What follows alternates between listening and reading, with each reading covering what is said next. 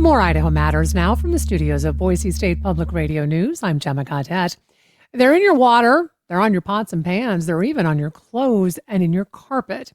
They have a long chemical name, but you may know them as PFAS or forever chemicals.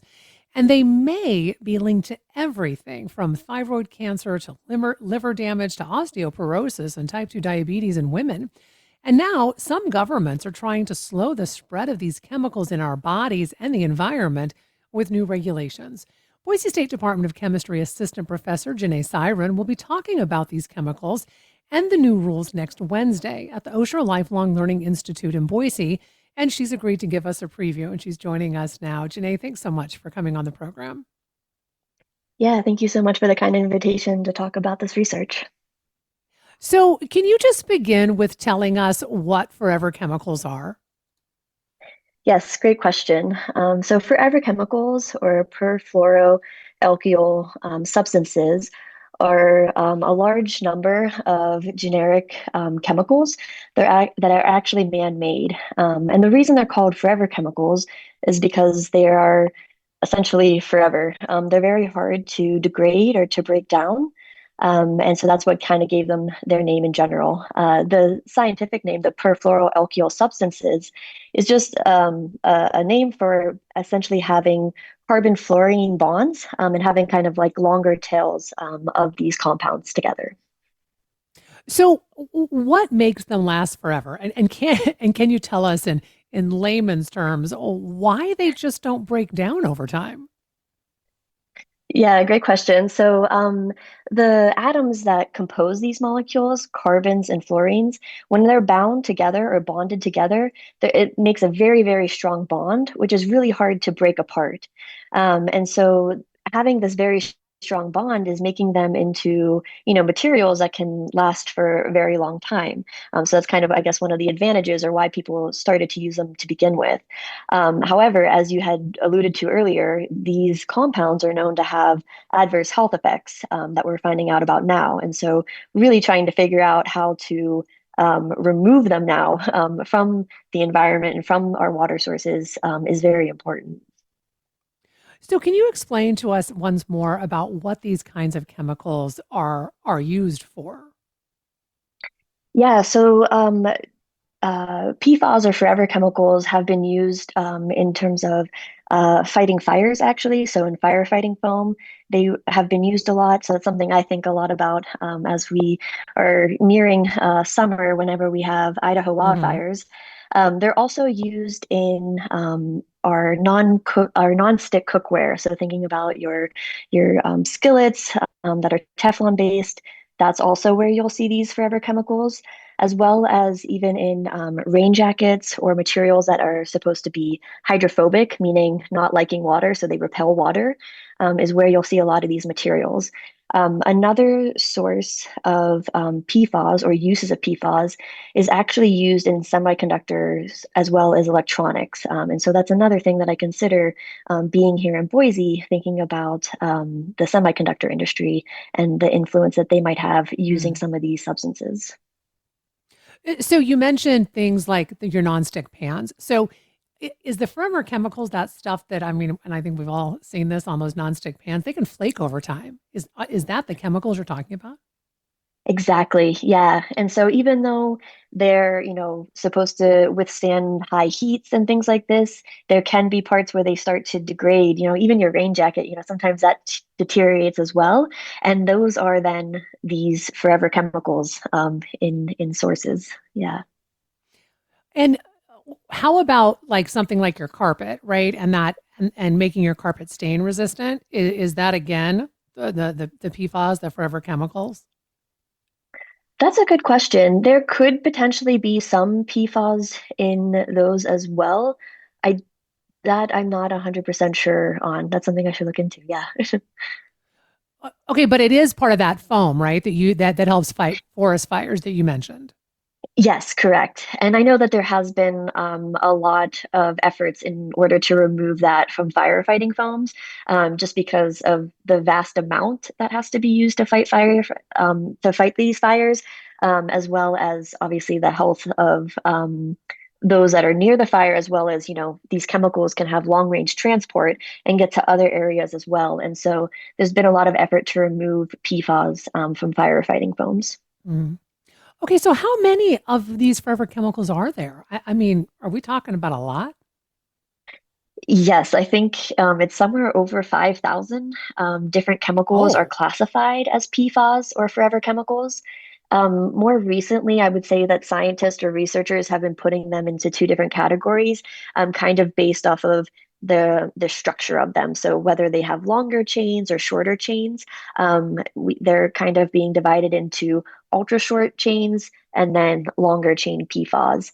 The reason for this separation between these two different types is that they're finding some of their, chemical and physical properties differ based off of these hmm. categories. And it's now important to kind of think about remediation tools or filtration devices with different types of PFAS.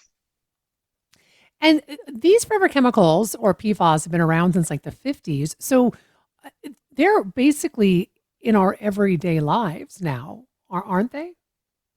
Yes, they have been found in many water sources.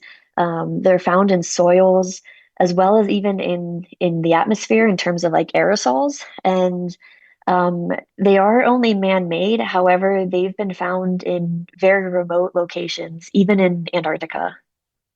Oh, wow. So, how are these substances impacting humans in general? That's a great question.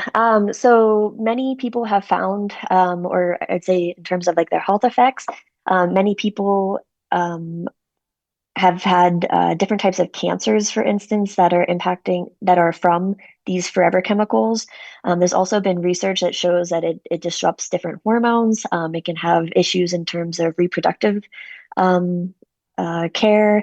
And so I think there's quite a few different types of health effects that these chemicals can impact us on. And what about the environment? What do these forever chemicals do to the environment as a whole? So typically, when they're released into the environment, they can impact us as well. So, I mean, considering the impacts on humans, I mean, they can have also impacts on animals and wildlife. Moreover, it can also have impacts on different crops in agriculture, seeing that these molecules can get into soil as well. And that's another way that it then feeds into to humans is it can be in some of the food that we're growing and eating. Mm. So you mentioned water a couple of moments ago, and a few years ago, the state of Maine actually put the first ban on PFAS chemicals. And then just last year, the EPA put new drinking water standards in place. Can you tell us about that? Yes, yeah. So I think it was back in 2021, Maine adopted the first ban on forever chemicals, and they had banned the use of PFAS in consumer products. So they mostly focused on cosmetics as well as to-go food containers. So typically PFAS are also used in anything that we have for takeaway as well. And so that was Hmm. their main focus in these consumer products. The Biden administration just last April actually um, made the first ever, I think, PFAS regulation, lowering the allowable limit of two different types of PFAS molecules, taking it from 70 parts per trillion to 4 parts per trillion. And so this was really aimed to reduce the amount of PFAS in our water sources. So your upcoming talk is about the race to actually meet these new regulations. Are these new standards achievable?